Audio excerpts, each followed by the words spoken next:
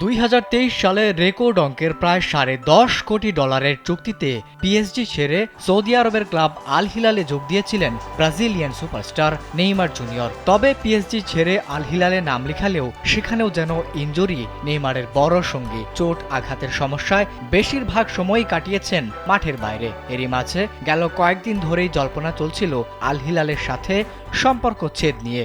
গুঞ্জন ছিল বার্সেলোনাতেও ফেরার। তবে শেষ পর্যন্ত সব জল্পনা কল্পনা উড়িয়ে সৌদি আরবের ক্লাবের সঙ্গে চুক্তি বাতিল করে নিজের শৈশবের ক্লাব সান্তোসে ফিরে গেলেন নেইমার। দলবদলের এই খবর নিশ্চিত করেছেন ফুটবলের বিখ্যাত সাংবাদিক ফ্যাব্রিজিও রোমানো।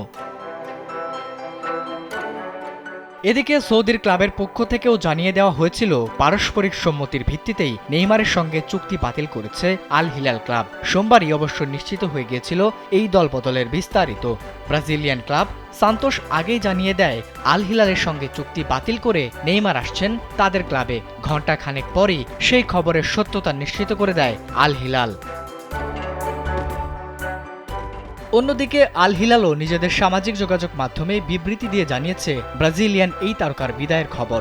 আল হিলালের স্কোয়াডে খুব কম সময় পার করলেও নেইমারের প্রতি ধন্যবাদ জানিয়ে নিজেদের সামাজিক যোগাযোগ মাধ্যম টুইটারে পোস্ট করেছে ক্লাবটি। পোস্টে লিখেছেন, আল হিলাল ক্যারিয়ারে নেইমার যা দিয়েছেন সেজন্য তাকে ধন্যবাদ। আমরা তার সাফল্য কামনা করছি।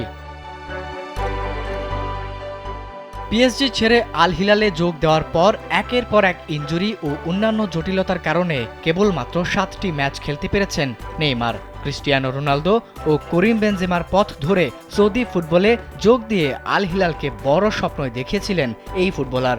আল হিলালে যোগ দেওয়ার মাত্র 2 মাস পরই হাঁটুর চোট ছিটকে দেয় নেইমারকে। ব্রাজিলের হয়ে বিশ্বকাপ বাছাই পর্বের ম্যাচ খেলতে গিয়ে চোটে পড়ার পর 1 বছর মাঠের বাইরে ছিলেন এই তারকা। এরপর চোট কাটিয়ে ফিরে গেল অক্টোবর ও নভেম্বরে 2টি ম্যাচে অল্প সময়ের জন্য মাঠে নামলেও আবারও চোটে পড়ে ছিটকে যান ফুটবল থেকে। আবিদ হাসান, কালবেলা।